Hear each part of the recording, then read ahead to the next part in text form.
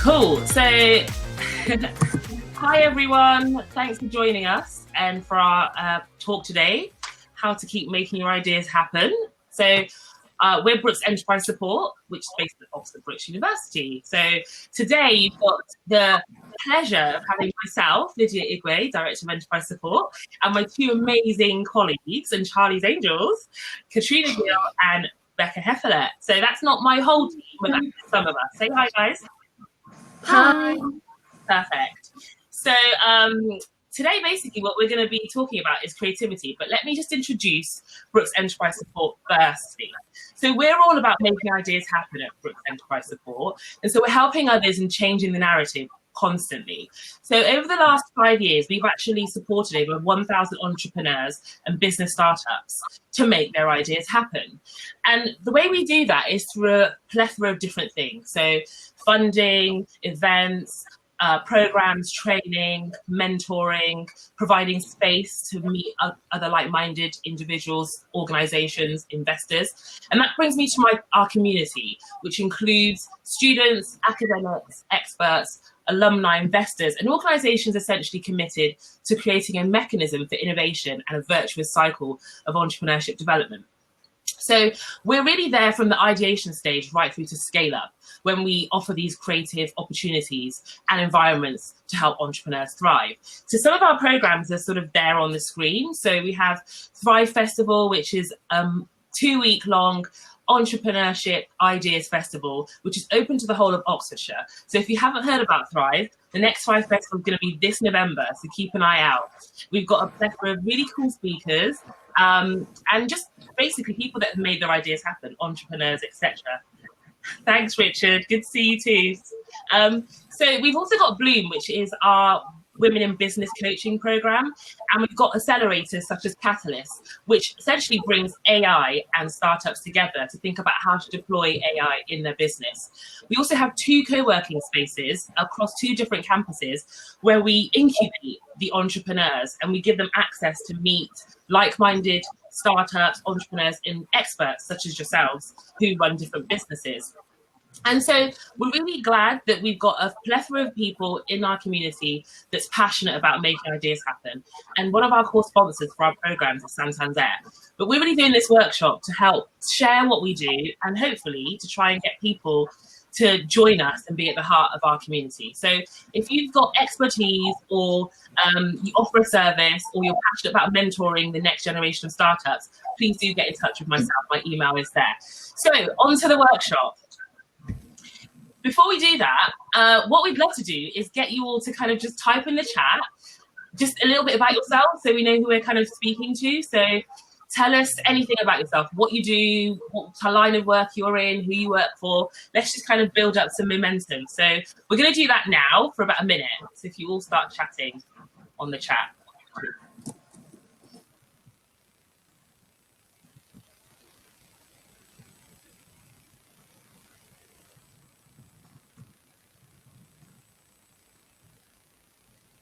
Thanks, Grant.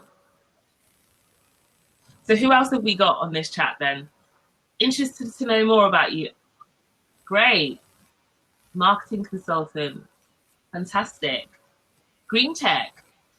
Oh, we've got a really cool eclectic group. So that's eclectic group. That's really good. Oh, conference director. Fantastic. All of your skills are absolutely welcome in our big community. So please do connect with us. We're always looking for talented people such as yourselves. Oh, brilliant. Thanks, Sarah. You'd be really good for our Catalyst programs as a potential expert on that. So yeah, definitely all connect with us. Okay, great. So thanks, Junior.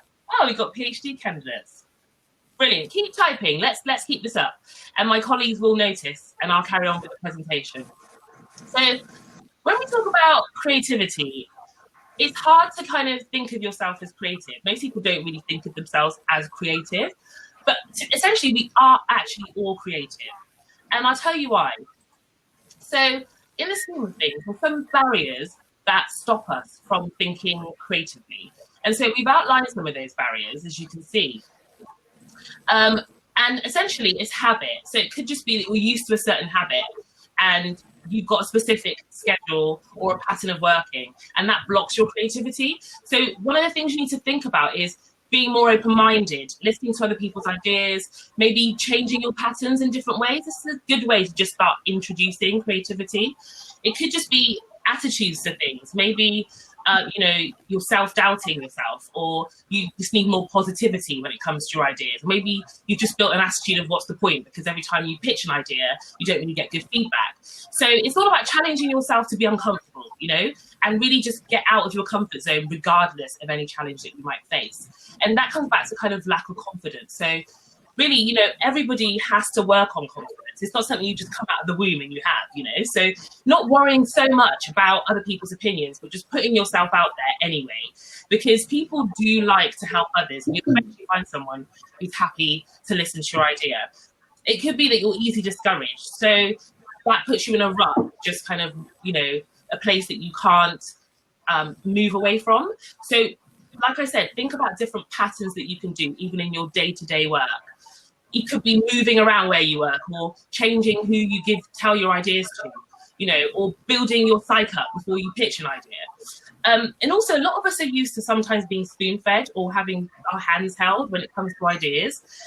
So I think building on the works of others and not just thinking about kind of your own idea, leveraging your allies, getting some cheerleaders that can push your ideas forward with you, and thinking and using your own initiative.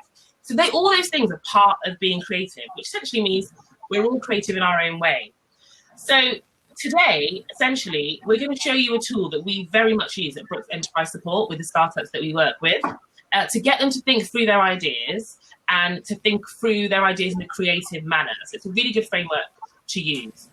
So on that note, I'm now going to hand over to Rebecca, who's going to talk you through what this tool is. Great, thank you, Lydia.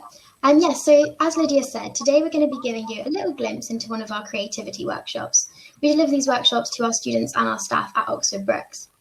So the whole concept of this workshop is about lateral thinking. That's the idea of taking information to kind of become a bit more creative. So I want to ask you, are you a creative person? Do you consider yourself to be a creative person? The good news is, if you don't, I'm here to tell you that actually creativity isn't something that we're inherently born with. It's a skill that we can develop just like any other skill. So today we're going to be using Scamper. It's an idea manipulation tool to help us to think a bit more creatively in order to come up with new ideas and solutions. Scamper is an acronym, so each letter is a thought provoker. To demonstrate this, we're hosting a little interactive session. We're going to be looking around the idea of innovating in times of crisis. And to do that, we wanted to come up with a relevant example that everybody can kind of understand. So today, congratulations, you are now the CEO of Bessie Limited, a future furniture company. You have a big task ahead of you, as we need to look to solve the problem of how we can get sedentary workers to be more physical, especially now lots of people are beginning to implement a home office. The first task you have as CEO is to brainstorm what's already out there. This is a really crucial part of the Scamper process. We need to look at what's around and what we already have, so then we can come up with our own ideas. Use the chat feature to come up with your own ideas about what already exists to help sedentary workers to be more active in the office. I'll share a few ideas now to get the ball rolling. So some people like to use an exercise ball instead of a desk when they're sitting at their chair. Maybe some people choose to use a standing desk or an adjustable desk. And some businesses like to implement working and walking meetings instead of just sitting there having a regular meeting. So use the chat feature and come up with some new ideas. It seems like lots of people are in for standing desks, and it's always good to do something different at lunch, a lunch break walk, meeting cafes. Hopefully that's something we can do more of in the future as well. Got any more ideas coming through?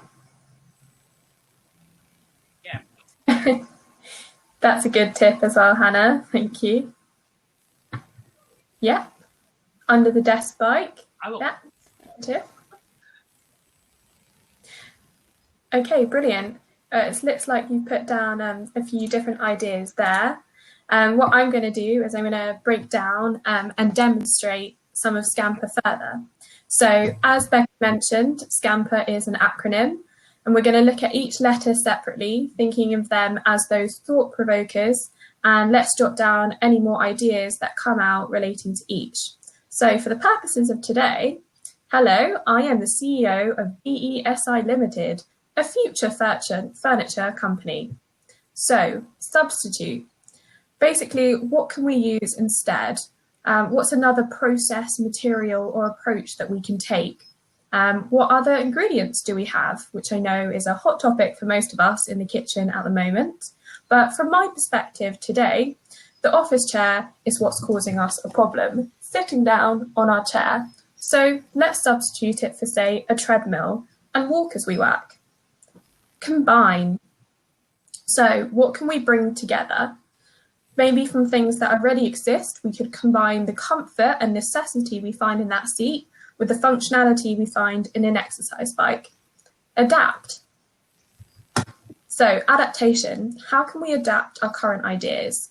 How could we emulate something else that's already out there? So our example here is thinking of a Fitbit, which has the functionality to remind you to do certain exercises or to take a walk.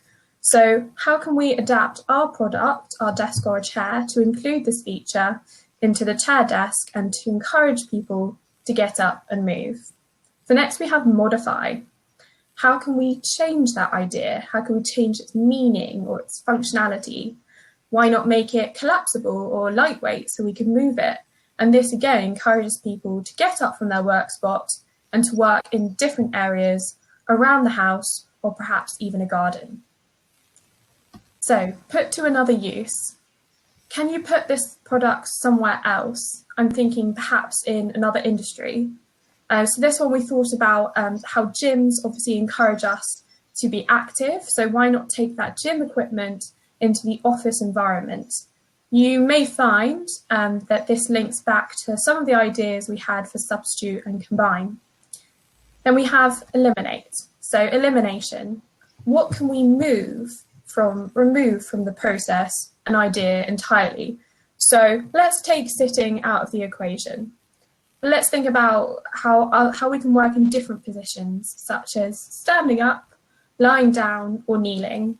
Although I'm not encouraging you all to work from your beds. It's very much better to get up and move around your house. So then lastly, we've got reverse. So what can we rearrange in some way? If we go back to what Becca said earlier, our original idea was we wanted to encourage the levels of sedentary workers.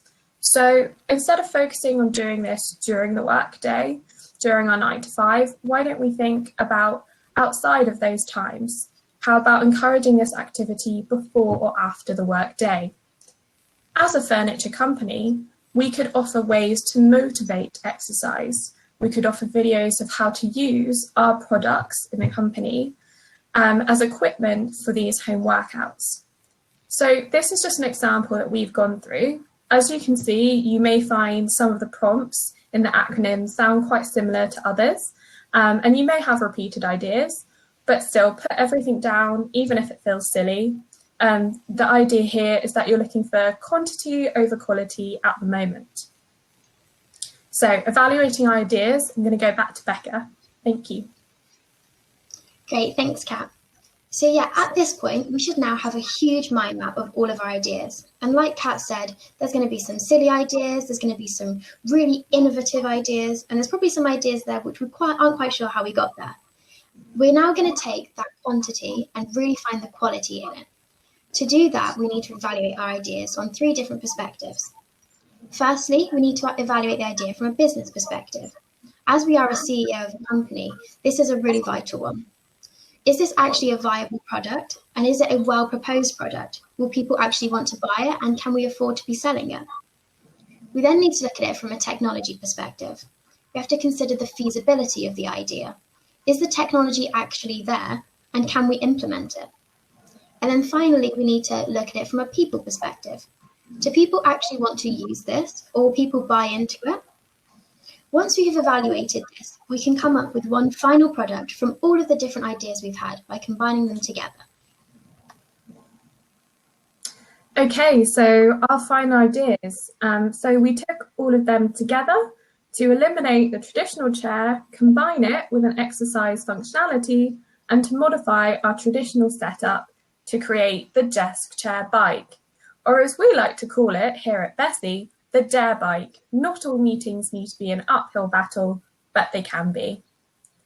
So it's important to remember here, obviously the dare bike is just our example, but this idea manipulation tool, you can apply it to any problem, issue, or everyday life. So keep scampering. Going to pass back now to Becca. If that was all a bit overwhelming, we do have a free digital download of the Scamper process. Kat will just put a little link in the chat box for you to get this free download. It has all of the different areas of Scamper so that you can come back to it at any point.